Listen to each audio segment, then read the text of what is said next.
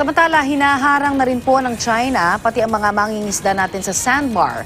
Malapit po yan sa Pag-asa Island sa Palawan. Ayon po yan kay Kalayaan, Palawan Mayor Robert Del Mundo. Bukod po sa pagharang, hindi na raw umaalis doon sa lugar ang mga barko ng China. At kaugnay po niyan ay makakausap natin si GMA Resident Analyst Professor Richard Heydarian. Professor, good morning. Morning, Pani. Alright, isa na namang insidente ho, Professor, ng pagharang sa ating mga mangingisda ng China ang naitala. Ano ho ang ipinapakita nito sa relasyon ng Pilipinas at ng China?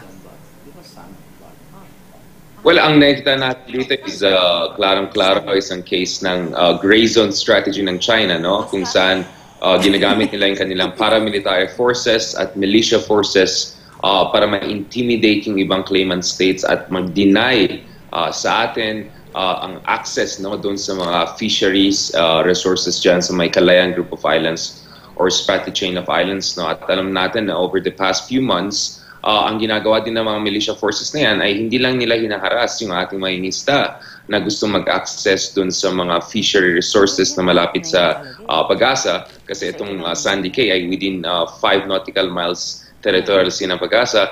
But actually, ang ginagawa din nila dyan is minomonitor nila yung ating activities for maintenance and upgrade kasi nagsiset up na po tayo ng mga ramp natin para magpadala tayo ng mga steel, concrete, among other things para ma-develop natin yung airstrip natin at ating basic facilities dyan sa Pag-asa. So, nagmo-monitor po sila, nag-i-intimidate po sila at klarong-klaro gustong gawin ng China dito is i-squeeze in tayo at i-prevent tayo from fortifying our position dyan sa Kalayaan Group of Islands. Ngayon, mahalaga din yung Sandy Cay na yan kasi kung ang Pilipinas ay nag-establish ng permanent presence dyan sa Sandy Cay, actually magbabump out yung ating territorial sea. So yung territorial sea mo ay 12 nautical miles. So kung yung isang land low tide elevation ay nandun sa loob, pwede ka mag-extend ulit ng 12 nautical miles from that low tide elevation. So since 2017, actually, nagba-back and forth ang Pilipinas kasi ang China, dinideny tayo ng kapasidad na mag-set up ng mga facilities dyan. So ngayon, nakakabahala. Ba't yung mga mangingisda natin, hindi na nila pinapayagan na pumunta dyan sa Sandy Cay? So this is the next level of harassment na ginagawa ng mga China sa atin. What about yung arbitral ruling po na pumabor sa atin? Kailan yan pwedeng maipatupad o bakit hindi ba napapatupad yan? Well, yung arbitral ruling ay hindi masyadong klaro dito sa issue na yan. No? Because dun sa arbitral ruling, hindi naman sinabi na sa atin yung Pag-asa. No? Because the arbitral ruling did not concern issue of sovereignty or ownership.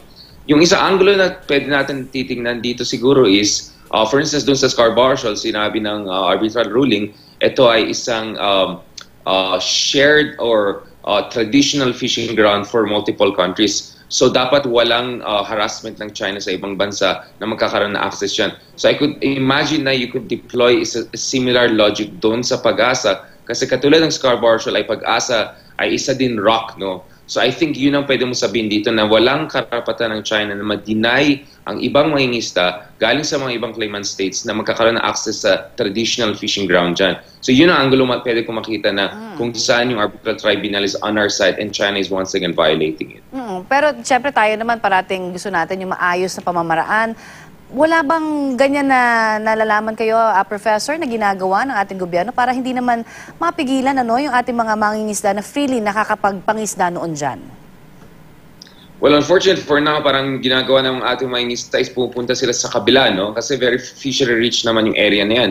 But that concession alone, that transfer ng ating mangingisda alone is giving ground to China, no? Well, the fact is, so far, ang China din, hindi nag-build ng facilities on Sandy Cay. So in a way, at least, hindi naman sila din nag-occupy ng new land feature or nag-deny sa atin. But clearly, yung China, yung kanilang grip ay parang nagtatighten at nagtatighten. In fairness naman sa Duterte administration, tuloy-tuloy pa rin yung ating efforts na mag-upgrade at maintain ang facilities natin sa Pag-asa. So hindi tayo nagpa-intimidate dyan. But I think siguro at some point in time, dapat titignan natin yung ginagawa ng Vietnam, for instance, kung saan yung mga kanilang fishermen or mangingisda, pinoprotektahan ng kanilang mga Coast Guard forces, pinoprotektahan ng kanilang Navy. So kumaga para may flotilla of protection mga yan. I know for a fact na back in 2016, in fact, pinag-usapan yung posibilidad na yan, even in Panatag Shoal or Scarborough Shoal, kung saan ang ating Coast Guard and Naval Forces ay magpo-protect sa ating mga isda para hindi sila maharas ng mga Chinese paramilitary forces. So I think maybe it's time to discuss that option once again, no? Alright. Yung pagpunta dito sa atin ng isang linggo ni US Secretary of State Mike Pompeo, sabi niya nga ay talagang tutulong daw ang Amerika sakaling kailanganin natin sa South China Sea, o West Philippine Sea. Pero mismong si Pangulong Duterte sabi niya, diskumpiyado siya rito dahil dadaan pa yan sa Kongreso ng Amerika kung sakasakali.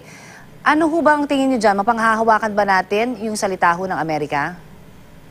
Well, I mean, pagdating dun sa statement Secretary Pompeo, this is nothing new. In fact, ito yung interpretation ng Carter and Clinton administration, no? Over the past 40 years, more or less yun ang interpretation nila na kung saan, if na-atake ng ating Philippine vessels, aircrafts, or troops dyan sa South China Sea and the Pacific, mag-apply yung mutual defense treaty natin.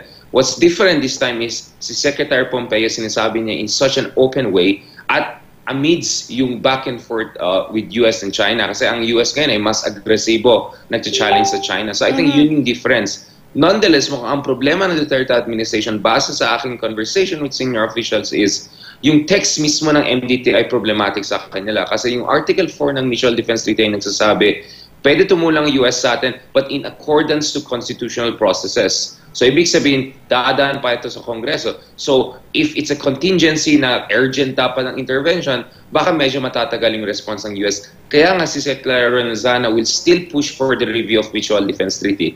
In a sense, magandang sinasabi ni Pompeo, we like what he said, but tuloy pa rin yung ating review. And if necessary, baka kailangan natin na i-upgrade at i-update yung ating Mutual Defense Treaty. Kasi yung ating MDT ay hindi rin applicable, for instance, dun sa issue ng gray zone, no? Yung paggamit ng China ng paramilitary forces para ma-intimidate yung ibang bansa, no? Hindi rin parang nako-cover masyado ng Mutual Defense Treaty na yan. And back in 2001, we upgraded the Mutual Defense Treaty, nag-review tayo kasi kasi ang alam natin yung Mutual Defense Treaty is not relevant to the issue of terrorism. So maybe we need to once again update yung Mutual Defense Treaty natin. Kaya mukhang tuloy pa rin yung review process despite yung statement ni Secretary Pompeo. Maraming salamat sa inyo, Professor, sa inyong mga insights na yan na ibinahagi sa amin.